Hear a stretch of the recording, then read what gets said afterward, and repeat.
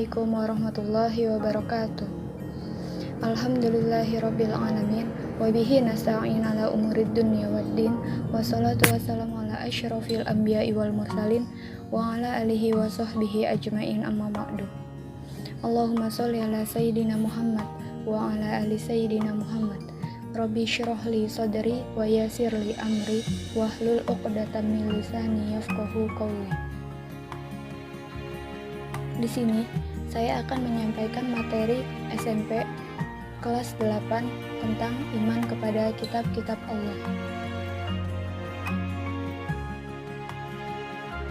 Langsung saja, yang pertama yang akan saya bahas adalah mengenai pengertian iman kepada kitab-kitab Allah. Apa sih iman kepada kitab-kitab Allah?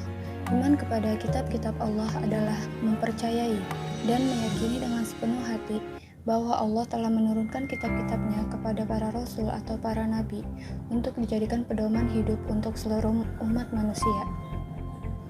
Dengan adanya kitab-kitab Allah, manusia menjadi mengetahui mana yang hak dan mana yang batil, mana yang bermanfaat dan mana yang membawa mudarat. Adapun hukum mengimani kitab-kitab Allah adalah wajib, sebagaimana kita beriman kepada Allah dan para malaikatnya. Di dalam Al-Quran, terdapat perintah untuk beriman kepada kitab-kitab Allah, yaitu dalam surat An-Nisa ayat 136, yang berbunyi,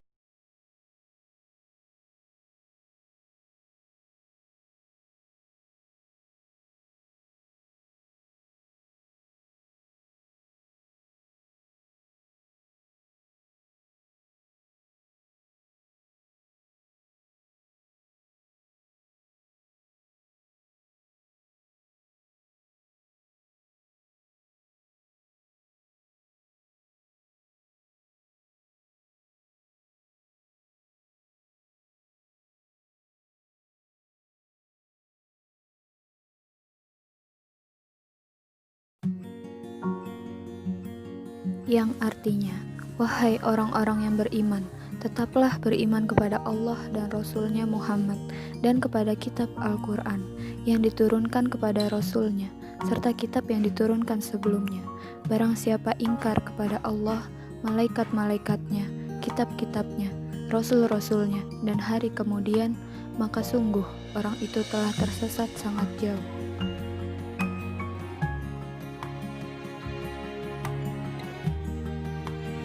Ada 4 kitab yang Allah turunkan ke dunia ini. Sebagai seorang muslim, kita wajib mengimaninya. Adapun kitab-kitab tersebut, yang pertama, kitab Taurat. Kitab Taurat diturunkan oleh Allah kepada Nabi Musa alaihi salam pada abad ke-12 sebelum Masehi. Nama Taurat berarti hukum atau syariat. Pada saat itu, Nabi Musa diperintah oleh Allah untuk berdakwah kepada bangsa Bani Israel. Kitab Taurat diperuntukkan untuk dijadikan pedoman dan pegangan hidup pada bangsa Bani Israel saat itu. Adapun bahasa yang digunakan pada kitab Taurat yaitu bahasa Ibrani. Yang kedua ada kitab Zabur. Kitab Zabur diturunkan oleh Allah kepada Nabi Daud alaihi salam. Kitab Zabur diturunkan pada abad 10 sebelum Masehi di daerah Yerusalem. Kitab Zabur diperuntukkan untuk bangsa Bani Israel atau kaum Yahudi. Kitab Zabur berbahasa Kipti. Yang ketiga ada kitab Injil. Kitab Injil diturunkan oleh Allah kepada Nabi Isa alaihi salam. Kitab Injil diturunkan pada permulaan abad ke-1 Masehi. Kitab Injil diperuntukkan untuk kaum Nabi Isa atau bangsa Nasrani. Kitab Injil berbahasa Suryani.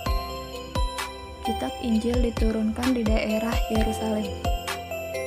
Yang terakhir, yang keempat ada kitab Al-Quran. Kitab Al-Quran adalah sebagai kitab suci umat Islam yang diturunkan oleh Allah kepada Nabi Muhammad SAW. Kitab Al-Quran diturunkan tidak secara sekaligus melainkan secara berangsur-angsur. Kitab Al-Quran diturunkan sebagai penyempurna kitab-kitab sebelumnya, seperti kitab Taurat, Injil, dan Zabur. Secara umum, pokok-pokok ajaran yang dibahas di dalam Al-Quran yaitu akidah, akhlak, ibadah, muamalah, dan tarikh. Ada 3 tingkatan dalam beriman kepada kitab-kitab Allah. Yang pertama, ada qatmil, yaitu hanya membaca, dan yang kedua, ada tatil, yaitu membaca dan memahami, dan yang ketiga, ada hafiz, yaitu membaca, memahami, mengamalkan, dan juga menghafalkan. Kitab Allah sebagai petunjuk bagi manusia. Kitab yang Allah turunkan kepada manusia dimaksudkan agar menjadi pedoman hidup untuk manusia. Karena manusia diciptakan Allah untuk menjadi khalifah di muka bumi. Manusia diciptakan Allah dengan sempurna dengan memiliki akal, pikiran, hati, dan hawa nafsu, supaya manusia beribadah kepada Allah. Berkaitan dengan hal tersebut, manusia diberi petunjuk dan pedoman bagaimana supaya menjalankan kehidupannya di muka bumi. Al-Quran merupakan kitab suci Allah yang terjaga kemurnian, karena sejak diturunkannya sampai saat ini atau bahkan sampai akhir zaman nanti, bacaan dan isi Al-Quran tidak akan berubah, baik itu mengalami perubahan penambahan ataupun pengurangan. Berbeda halnya dengan kitab-kitab sebelumnya seperti Taurat, Injil, dan Zabur, itu mengalami perubahan sehingga tidak terjaga kemurniannya. Al-Quran juga terjaga di dalam hati dan pikiran para penghafalnya. Al-Quran juga tidak diturunkan secara sekaligus, melainkan secara berangsur-angsur, yaitu selama kurun waktu 22 tahun, 2 bulan, dan 22 hari, atau kurang lebih 23 tahun. Di dalam Al-Quran terdapat 114 surat dan 30 juz. Surat yang diturunkan sebelum Nabi hijrah ke Madinah dinamakan surat Makkiyah, sedangkan surat yang diturunkan setelah Nabi hijrah ke Madinah dinamakan surat Madaniyah. Umat Islam yang menjadikan Al-Quran sebagai pedoman hidup, insya Allah hidupnya akan terarah dan juga bahagia di dunia juga akhirat. Sebagai seorang muslim, kita wajib mengimani, mencintai Al-Quran, juga berusaha mengamalkan ajaran-ajaran yang ada di dalam Al-Quran.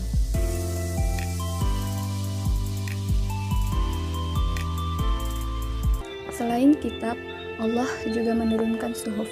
Suhuf berisi dasar hukum yang akan dijadikan pedoman untuk seluruh umat manusia. Suhuf berfungsi untuk menyiarkan agama bagi nabi kepada seluruh umat manusia.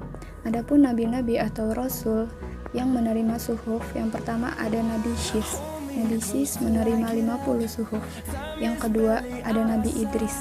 Nabi Idris menerima 30 suhuf. Yang ketiga ada Nabi Ibrahim. Nabi Ibrahim menerima 10 suhuf.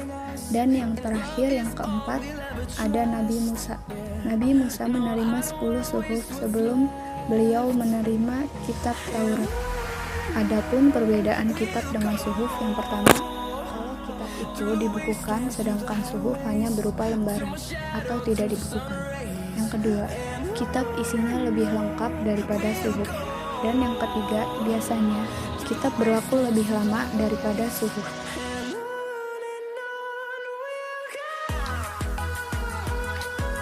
Hikmah beriman kepada kitab-kitab Allah.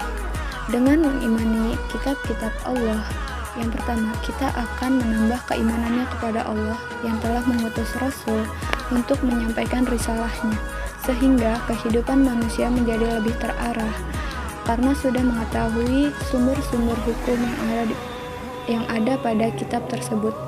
Yang kedua, manusia menjadi lebih optimis dalam menjalankan ibadah. Yang ketiga, manusia menjadi sabar dalam menerima cobaan, ujian dari Allah. Yang keempat, hati manusia menjadi tentram dan damai. Yang kelima, manusia menjadi mengetahui mana yang benar dan mana yang salah.